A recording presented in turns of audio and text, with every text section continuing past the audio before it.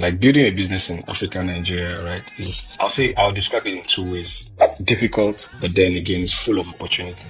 There used to be this thing that they say build it and then they'll come. I don't think so. Like, especially because like if you take the time to build it and you expecting them to come, they might have moved on to something else. The first thing you need to do, which is what we talked about earlier, is like the way you think the problem needs to be solved might not be the way another person sees it, right? And the most important factor for me in business, like I've also learned to, is the market. If you had the opportunity again, would have built Simpu first for Nigeria or for Africa, because the type of problem we're solving is purely software. And what we've noticed is that like the honest truth is like in Nigeria we really don't pay for software, right? We might think we're doing tech, but most of the businesses that are doing very well, if you look at them, they're mostly like tech-enabled businesses. So let's say. My name is Esther Adebayo, and on my tech journey with Esther, I sit down with tech folks to talk about how they've been able to handle rejections, overcome obstacles in their careers, and really cut through the hype. From coding mistakes to battling rejections to balancing work life and even doing phenomenal things, my guests will share everything raw and real on my tech journey with Esther. New episodes drop every week, so you don't want to miss out. Hi, Tioluwani Kolawole. Welcome to my Tech Journey with Esther podcast. I'm very excited to have you here. Thank you very much, Esther. Thank you for having me. I'm also excited to be here too. Yeah, thank you. So before we get started on this conversation, I would just like to introduce Kolawole. I always call him Kola, but his first name is Tioluwani. So I'd like to introduce Tioluwani to us today. Tioluwani Kolawole is the Chief Product Officer and co-founder at Simpu, where he leads product innovation. With a background as a senior software engineer at Shara and senior front-end developer at SumoSoft, he's built scalable solutions using React.js and TypeScript. Prior to this, he has held positions as front-end developer at Tutoria and delivery science, where he focused on enhancing web development and user experience. Tioluwani is a Tech Nation UK global talent, and he brings deep expertise in web development and leadership. So I'm so excited to have you, Kola, join me today for this episode. Yeah, that's a pretty strong biography, and I'm I'm looking forward to us diving into your journey, your story, and really all the intricacies. But before we jump into the conversation, I always like to play fun games with my guests.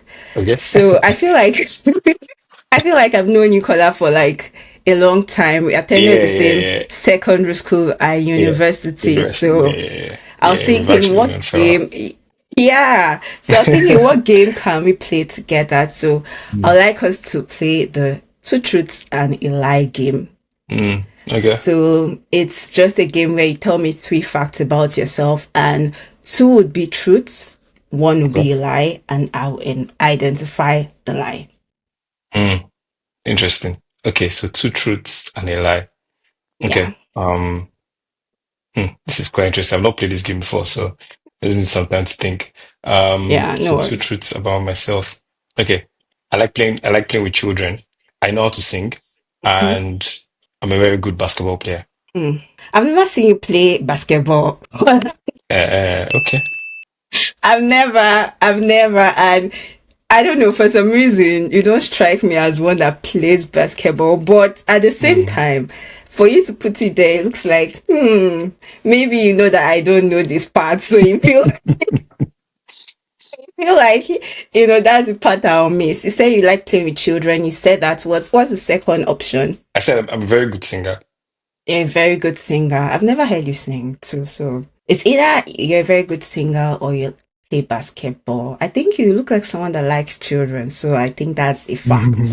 Okay. I hope so. I'll go with my first intuition. Okay. You playing basketball. Okay, yeah, very correct actually. I'm sorry. I don't think I know how to play this game very well there. But you tried. Yeah, at least I had 2 options. The second one was you probably know how to sing, but like basketball, I haven't seen you play basketball. I don't know how to strike me as someone that gist about basketball, the LeBron James. Exactly. I know the teams, but playing it, no, I don't play video Yeah. games. Okay, Yeah, but very quiet. that was fun. That was cool. Yeah, That was yeah, cool. yeah, yeah. So let's jump into the conversation.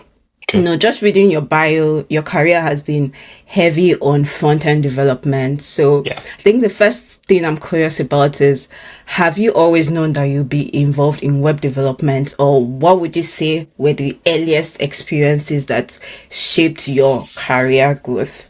Okay. Okay.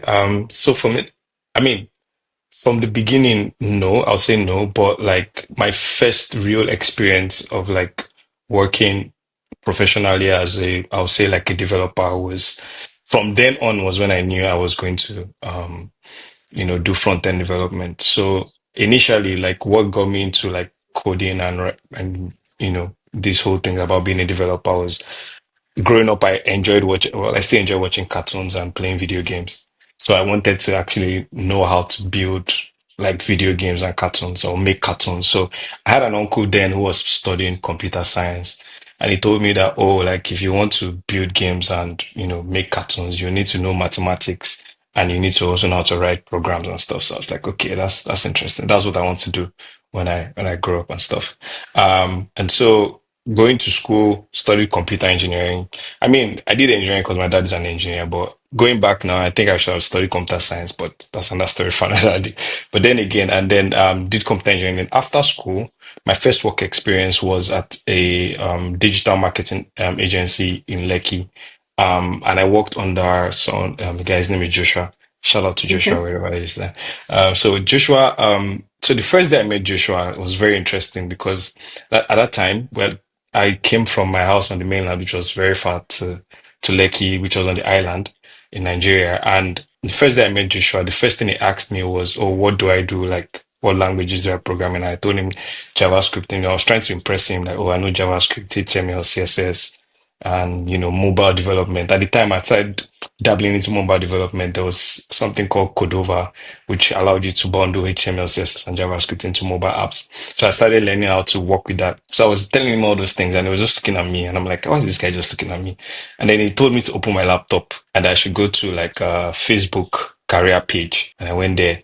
And then he told me to open like their job opportunities and openings, and he showed me like their mobile developer jobs. And it was like, "Do I see anything HTML, CSS, JavaScript there?" I was like, "No, it's just like Java, Objective C, no, yeah, yeah, yeah, and all this kind of stuff." And I'm like, what is going on here?" And I was like, and then he asked me a question which for me was very profound. It was like, my knowledge and my skill level is mostly web development, and I need to make a decision whether I want to do web development or mobile development. And if it's mobile development, I need to drop everything I'm learning and go and, start learning Java, Objective-C, Kotlin, and the likes. And then he told me to go home and go and think about it. I was surprised because it was supposed to be my first day, like working, and it was like I should just go home and go and think about it. And that was the end of the meeting. I was like, interesting.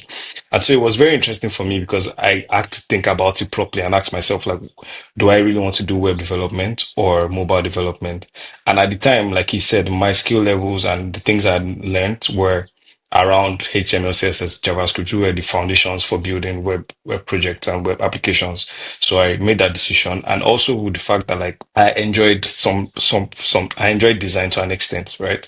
So I was like, okay, let me just do web development. And the next day I went to see him, and I was like, okay, have you made a decision? I said yes, web development, and then we took it up from there. He, put me through like web development again, even though I had some knowledge, just giving me projects to work on every day, even though we were just toy projects, random projects. And then that's helped me build my skills. And that's how I started the trajectory to being front end and doing web development. That's very interesting. Just hearing the fact that, someone asked you a question and that made Yeah, you just reflect on, okay, what exactly do I want to do? exactly.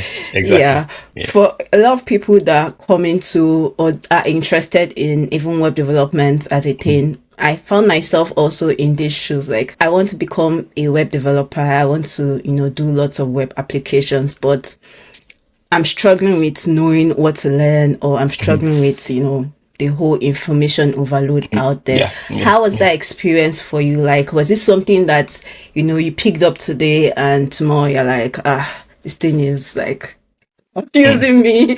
Or how was that experience for you? Did you just focus on a part like, okay, I want to learn HTML, CSS, JavaScript, and were you Mm. like very serious? How was that for you? Mm.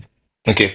I can relate actually because especially for front end like the JavaScript land, there's a lot Mm, of things like every day there's something new and you're wondering like yeah, this thing I already know, is this still going to be relevant soon? But for me, I think again, just going back to the experience I had with Joshua, I think just what he did for me, which I think is what is profound. And I think that's what like people doing like boot camps and stuff is like. He just put me on a path, like a learning path, consistent learning path for a few months, right? So for me, I saw it as a boot camp where I was just working on like HTML, CSS, and JavaScript projects for like 3 months. I mean, it was very annoying and difficult because it's like I'm just building stuff and then I'm not using it for anything. And you just tell me, okay, go and read this.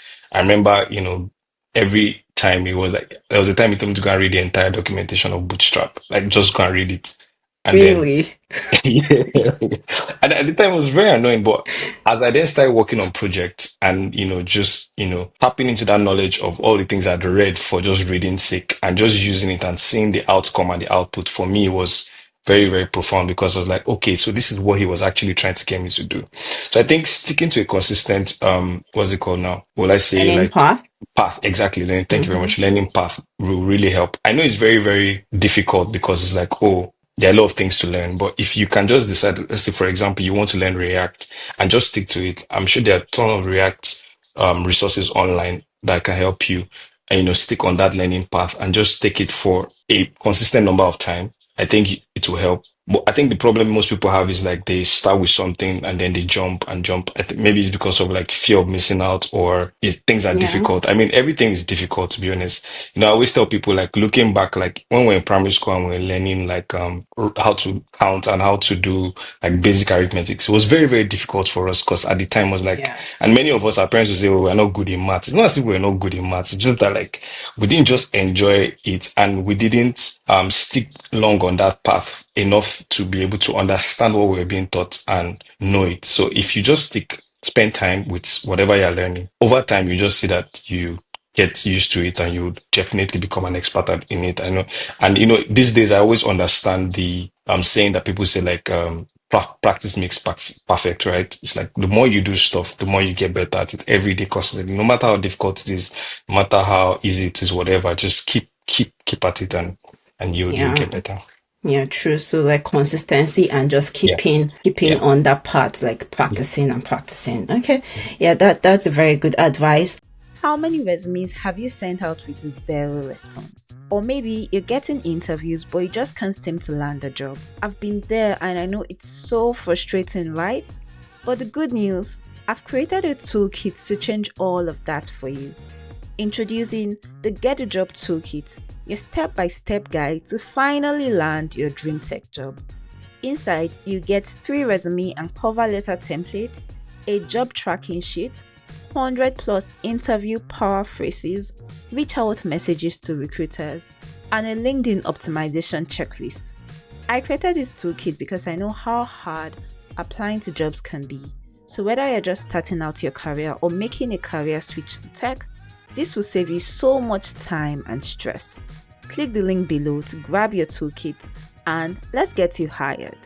And now you're like the co-founder of Simpu. So let's get into Simpu and Yeah. talk a bit about it. How would you describe Simpu to someone that is not familiar with Simpu, and what problem would you say Simpu is solving? Okay. So let's I like to describe Simple simply as a communication hub.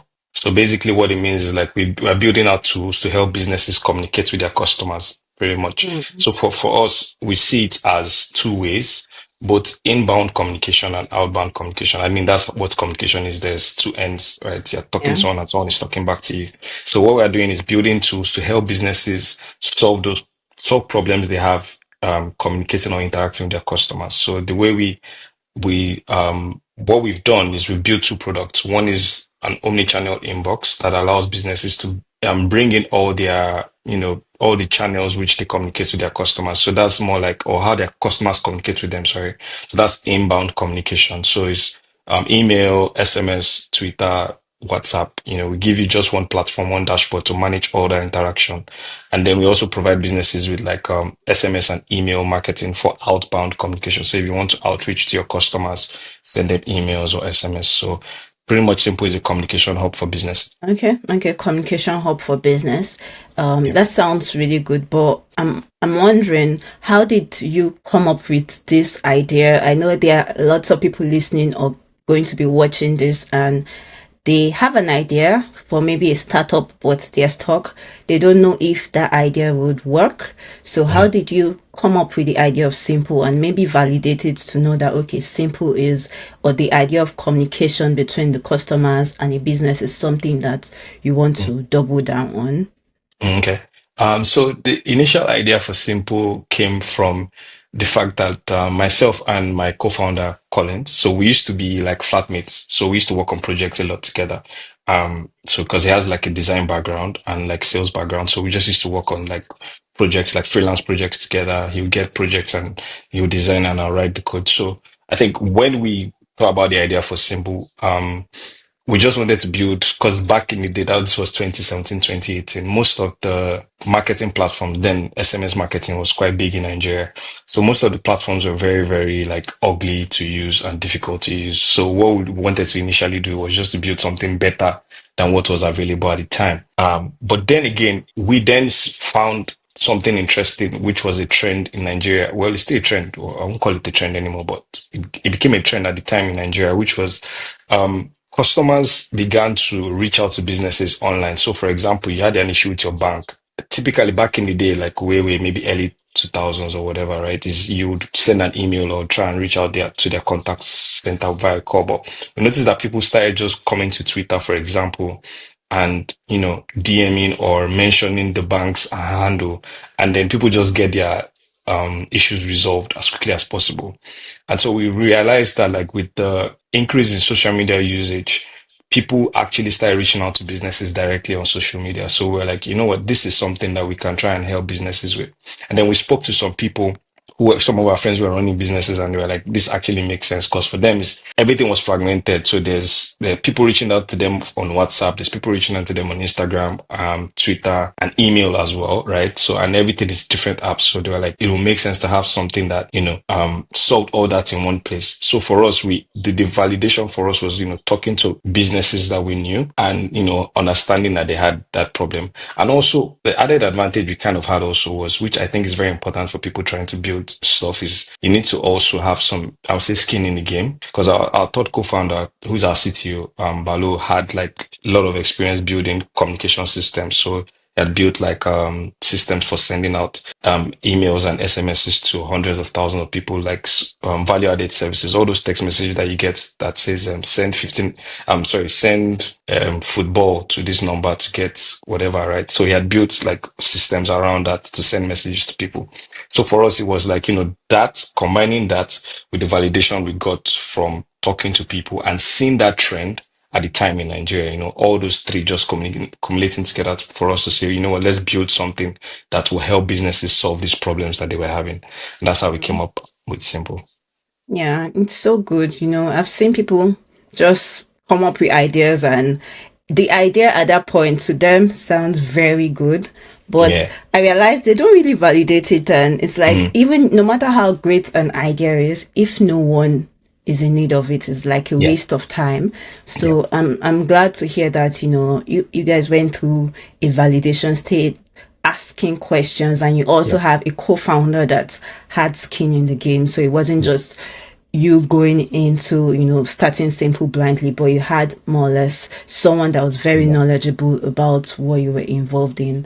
Yeah. And this Simple has done so well. You've pitched to really big startup, like say investing Yeah. platforms like Techstars Toronto. So I would like you to walk me through, pitching at Techstars is a huge deal for any startup. So it Yeah. was very exciting. I think that was in 2022, right? Yeah. Yeah. When That's you 20. pitched. Yeah. Yeah. So what was that whole process of applying, interviewing and prepping to become like Techstars? What was that like Okay. for you? Okay. So Techstars was very interesting. I believe we learned a lot actually. So, Techstars is, like you said, they are like, I would say like, a VC firm slash incubator, right? And they invest in startups. And so we're lucky enough to be selected for Techstars, but then Techstars has different arms. So the one we went into was Techstars Toronto in Canada. So we're, lucky to be part of that program in 2022. I'll say our application for that was a bit, I'll say for us, for me personally, was a bit straightforward because we're advised to apply by a co-founder friend of ours, and we did. And then after we applied, someone from their team was in Nigeria at the time. So she came to the office to see us, and then we talked. We shared some more of our vision and our goals and what we wanted to do with Simple. And I believe that conversation also helped to push our online application as well and made them understand who we were and what we're trying to do. And then we got into the program. But for me, going through the program was very, very insightful because there were a lot of things that we did, a lot of things that we learned that helped us on our journey, and is still helping us on our journey today. And then in terms of pitching at Techstars, again, standing in front, I mean, at the time, because of COVID restrictions and all, the world was just opening up and, getting back to normal at the time. So we couldn't really do like a physical like meet to pitch. So we did an online pitch. And then the Techstars team helped with that. And then we, put that up. But, as we think some things in life, like, telling people about your dreams and aspiration could be nerve-wracking sometimes. So, doing Yeah. the entire pitch was a bit funny for us. But I mean, we scaled through that, and then, putting us, that helped put us in front of like more investors, more eyeballs on us and what we're trying to do. We got a lot of contacts, especially like investors, people outside Nigeria that were interested in what we're trying to do. We also, got to build relationships with other co-founders who are doing something similar to us in other countries like Canada, the US. So that was a very, very good experience for us. Okay, and how was that like? Was it totally virtual or did you have to go to Canada for a while? Like, how did you Um, also interact with other business owners? Oh, okay. So most of the program was virtual actually, even though we had Okay. the opportunity to go to Canada at the time, but because we had other things we're doing as a business, we're going through kind of like a pivot, I'll say, right? So couldn't really Okay. go, but we had the opportunity to go to Canada, but most of the program was online. And then we had like there's this thing I think they still do it in Techstars. There's this thing called Mentor Madness where for like a Mentor. month, mental madness. It's a funny Yeah, I name. just want to be sure I correct. It's a very funny name, but it's very interesting. I mean, so Okay. what the idea is that like you're talking to so Techstars will pair you with like over like I was like 80 mentors. And so for a month, you're talking with them every day. But then it's like speed dating. It's like so from 9 a.m. to like 2 p.m. every day you're talking to different people. So like you have like just like 45 minutes every day. And that's why it's called mental madness because it's like crazy fast Really stuff. Like, yeah, mad. Yeah. it's mad. So you're getting advice from a lot of people at once. So it's like information overload in a sense, but then it's left to you to now decide what you want to pick out of those sessions. And they were interesting because we met a bunch of like very, very great people that gave us like good advice and helped us to shape and understand a bit more what we're trying to do, both as a business and also as entrepreneurs, right? Because yes, you're building a business, but then there's also you, the individual, which is like things like your mental health, your family, your own dreams and aspirations, and then also the business. So it was a very, very interesting process for us. And so Okay. I'm very grateful for that opportunity. Yeah, it's nice to hear that, they supported you, even though it was Yeah. intensive, like the Yep. support was huge. Yep. So I'm sure you, even when you were talking about the experience, you mentioned that it was very insightful for you. So let's talk a bit about how, the influence of Techstars on Simple, and were there any major pivots that you had to do regarding maybe the strategy or Yeah. to improve the growth of Simple? So what were the things that you benefited from Techstars, and how did you navigate that pivoting? Okay, awesome. Yeah, so like going through that process of the mental madness and talking to like people from Techstars and people that were ahead of us in the game and everything, we found out something. So what we're doing at Simple was I mean in the early days we started more as a consumer focused product. So we're trying to go direct to the consumer. But then again, we found out over time. I mean, we had already started getting those learnings, but just going through Techstars just solidified that for us. Over time, we found out that like the people that we got more traction for, the users that we got more tractions from, were businesses, and businesses also specifically in the financial services sector, right? And so just talking to mentors, like explaining to them our journey, what we had seen so far, just, and then them just giving us advice that, what, just focus on these guys. These are the guys that are your largest ticket size in terms of money. They're the ones that give you more feedback in terms of your product. Like, instead of trying to be consumer focused, like, just focus on these businesses, and not just any business, like financial service businesses, and just go from there. And for me, for us, that was very insightful, because it's like, it helped us to shift our focus a bit, and started focusing more on building the product around that, trying to get customers around that specific customer profile, and then just growing the business from there.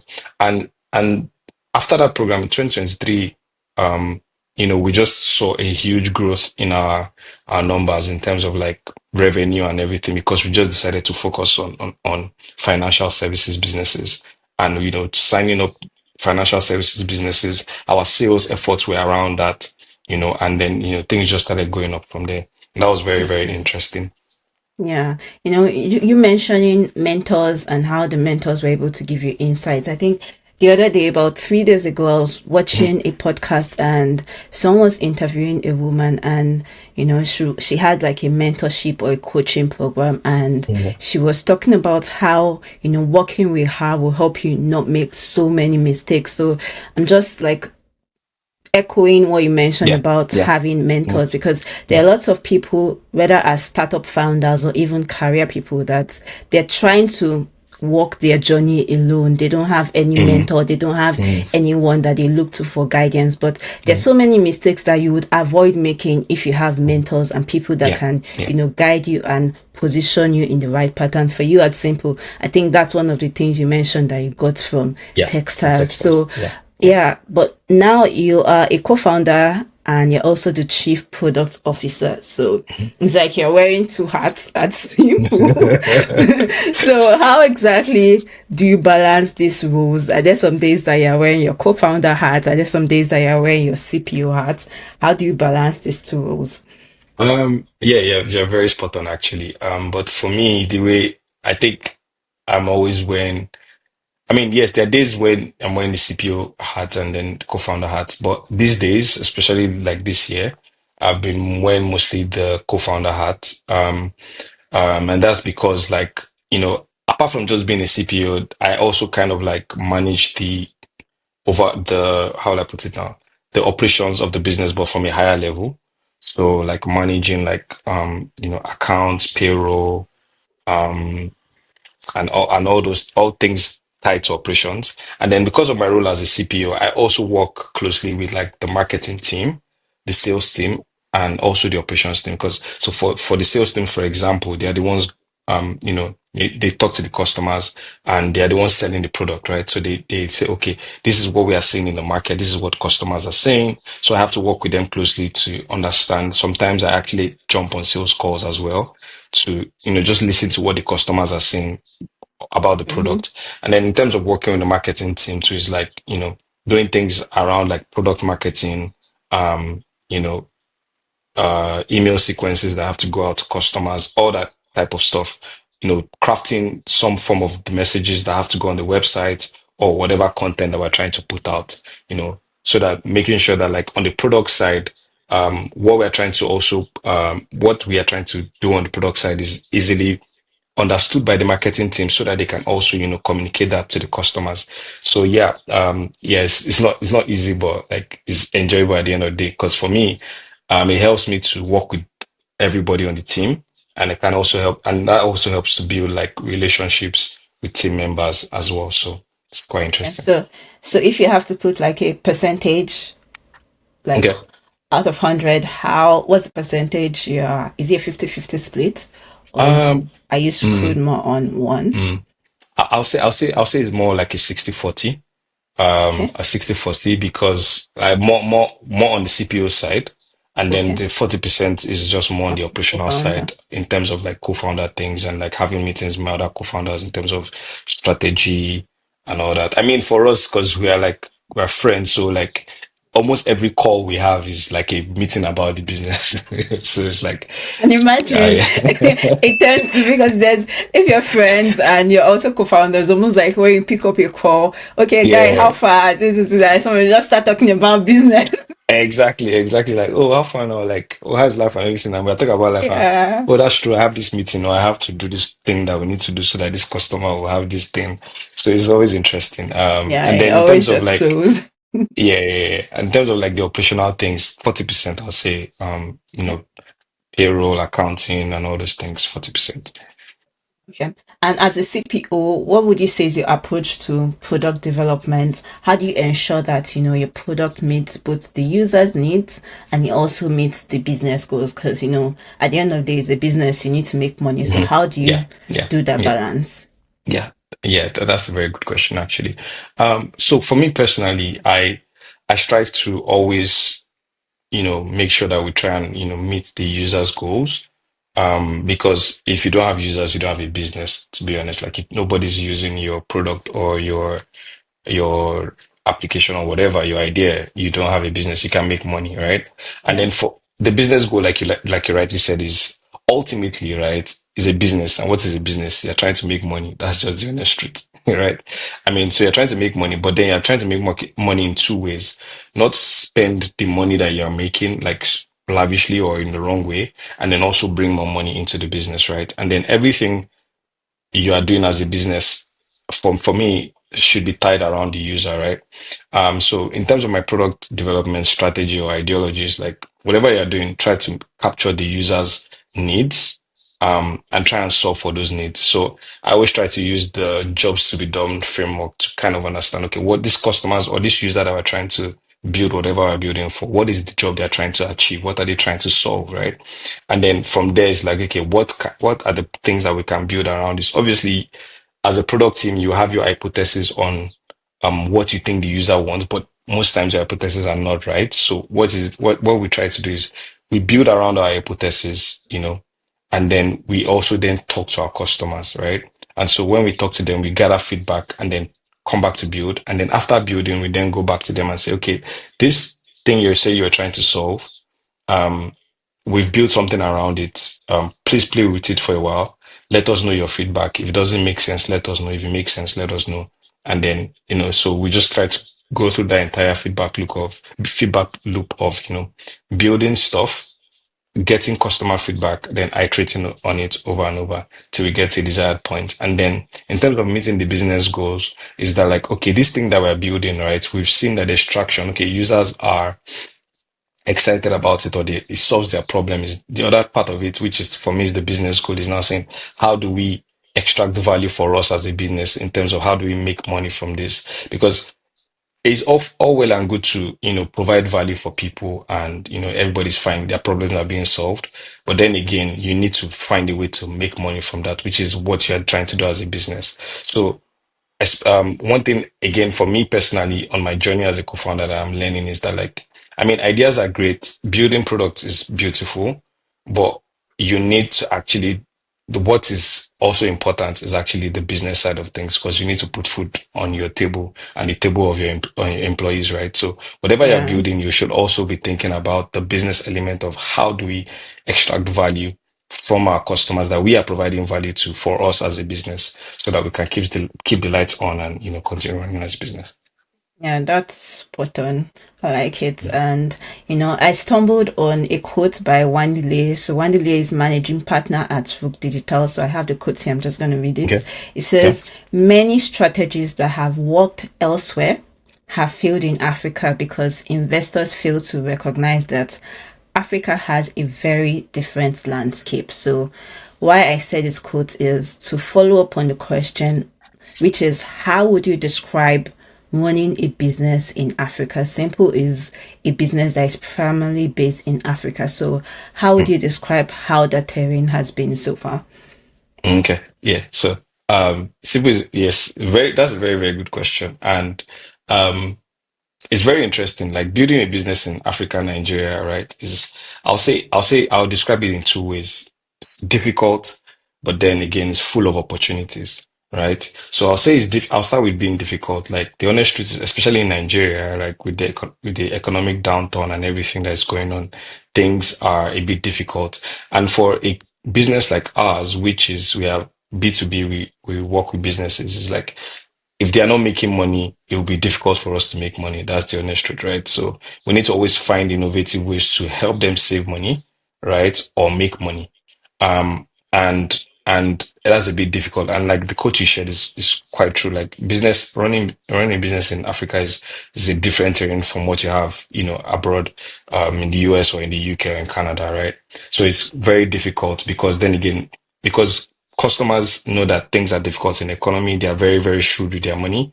So you need to be doing something really good, things that are either saving them money or making them money before they can part ways with their own money for you as a business. And then also in terms of full of opportunities is the fact that like for me, from my own experience, what I've seen is that like there's still a lot of problems that technology can solve in Africa and in Nigeria that needs to be solved, right? And so there are a lot of opportunities. It's just that you need to be mentally prepared because of the difficulty, and also you need to be financially prepared. You need to have some good backing also in terms of like, because it's, for me, it's a long term game.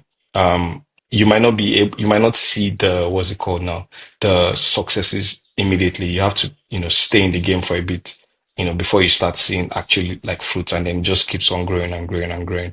And then another thing too, also in terms of like difficulties, like especially in Nigeria, um, Simple is a purely like software business, right? So everything we're building is like software, right? And Nigerians generally don't, pay for like subscriptions. Typically, if we're in the US or the UK, we'll just build like a subscription and people pay. So what we decided to do was like our marketing product is pay as you go, which is kind of what people are already used to in Nigeria with airtime and stuff, like it's pay as you go, right?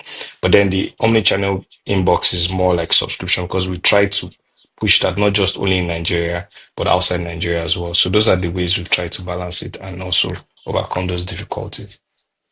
And are there any mistakes that you look back and feel like, okay, and well, I say you've been running Simple for nearly 3, 4 years now, right? Yeah, Or how yeah, many yeah, years have you yeah, been? Yeah. yeah. So are 4 there years. any, okay, 4 years. So are there any things that you look back and you're like, this was probably not a right move. Maybe we shouldn't have made this decision when we made Mm, it. What are mm. some of the mistakes that you've made in business that you would like to share? Okay. Um, so so I think one of the major ones that we're still coming out of, to be honest, was last year. I think the mistake was, you remember earlier I mentioned that like we got some insight from Techstars, and it helped us with our growth, right? I think we were not like super prepared for the growth that we experienced because we took on, I think for us is we took on more than we could chew at the time, without laying the foundations for those things, right?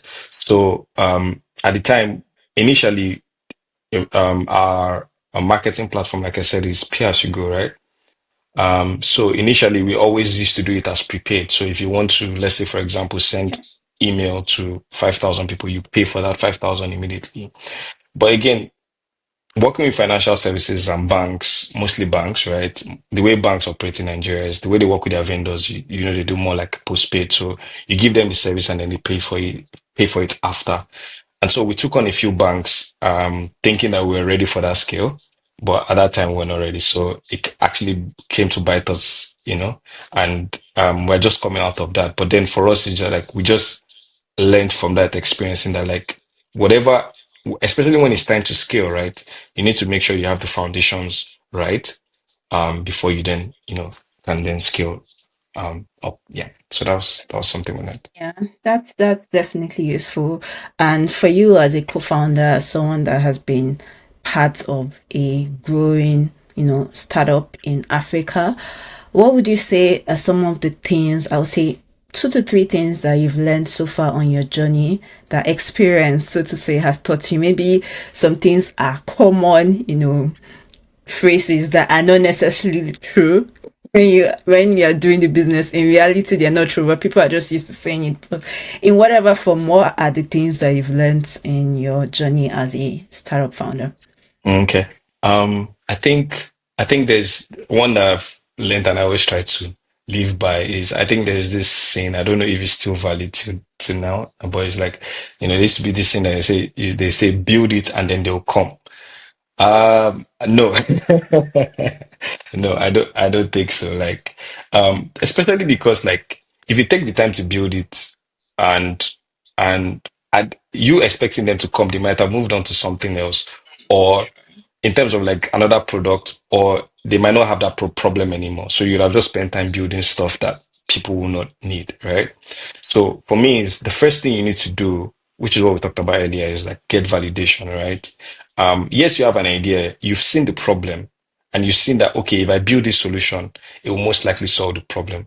But then again, the thing is you need to actually go and actually ask the people that have the problem. I mean, you might have the problem. I mean, people always say that the best types of companies or solutions are the ones that you have individually as the founder or the owner of this thing, because you know the problem and you can solve, right? But those problems that you have that you don't individually have the problem, it's always best to actually go and talk to the customers. And even those problems that you have that you individually experience as well, you need to actually go and talk to other people, because the way you think the problem needs to be solved might not be the way another person sees it, right? And the most important factor for me in business, like I've also learned to, is the market, right? The market is the most important. You know, it still ties back to also another lesson that we've learned at Simple. Is like, I think one other lesson we've learned is that like maybe if we had the opportunity again, we would have built Simple first for Nigeria, for Africa, because the type of problem we're solving is purely software. And what we've noticed is that like the honest truth is like in Nigeria, we really don't pay for software, right? We might think we're doing tech, but most of the businesses that are doing very well, if you look at them, they are mostly like tech enabled businesses. So let's say, for example, like, Child Deck and all Paystack, like Paystack is just enabling payments, right? So they're tech enabled, Sure. but Simple, for example, is mostly a software business. Like we're giving you software to go and use to send email. We're giving you software. Like you can't send email normally. Like obviously you can send a letter, but nobody sends letters these days, right? So you can send email.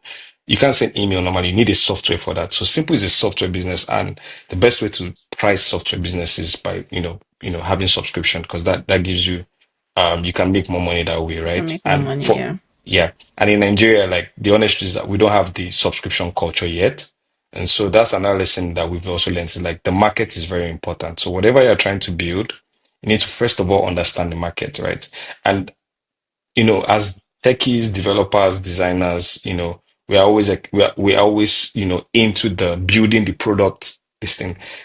I would advise you not to do that. Like, if you don't have the strength of talking to customers, maybe you get a co-founder that can actually go and do that, and you also go with them so you can actually understand the customer. Understanding the market is very, very important. So those are some of the lessons I've learned, and I feel that, Yeah. others can take Sure. something from. Yeah, understanding the market is so important, because Yeah. if no one is like using what you're building, it's just a waste of time. Yeah. Yeah. So, finally, Kola, how exactly do you motivate yourself? Because you're doing so many things at the same time. So, how do you take that break to motivate yourself and also balance your life with other things, family, Mm. other things outside of work? How do you motivate yourself and stay balanced? Oh, okay. In terms of like balance and work-life balance, honestly, that's just something I'm learning how to do, because like I'm always working. I don't know, I work a lot, but um, thankfully I have my wife who is always helping me to you know, you know, make sure that I take out time to rest, to actually spend time with family and friends and stuff. Another way I try to enjoy myself is actually these days, what I try to do is actually make sure I go and visit my family members, like my uncles, my aunties, like my parents, spend time with my brothers and all, and my friends as well. So whenever I have the opportunity, or I just try and make out time to actually just see my friends and my family, especially my family, because they are quite important for me. So that's how I try to balance it out. And in terms of what keeps me motivated, I think for me two things. is my faith in God. I take my faith very seriously, and I believe it's something that helps me to try every day to become a better person. And then also, I try to stay very curious. So curiosity is another thing that it helps me, keeps me motivated, because I always try to stay curious about, okay, what is actually happening, not just in tech, but like in the world, like where I live, like what's going on. So my curiosity because of that, I've started developing certain habits, like, taking walks just to see around me where I live, like explore new places, just walk, can walk for like 2 hours just randomly. So that's how I try to keep balance That's and stuff. that's definitely interesting. I probably should try walking some days. Yeah, hopefully Yeah. when the weather is really good. Yeah. Yeah, Yeah. Yeah. but this has been a very fun conversation, Kola. Thank you so much for, Thank you. coming on the Thank you. podcast, Thank you sharing for your having me too. journey, how you're building Simple and, your personal life. And really thank you for all the insights that you shared. I'm sure a lot of people listening have gotten a couple of things from your story that they can apply to their own lives as well. Yeah, All so right. thank you Thank you. for joining us and tuning in to this episode of the podcast. And till next time, keep building, keep learning, and yeah, keep turning the path for your own tech journey as well. And I'll see you in another episode. Bye. Bye. Thank you.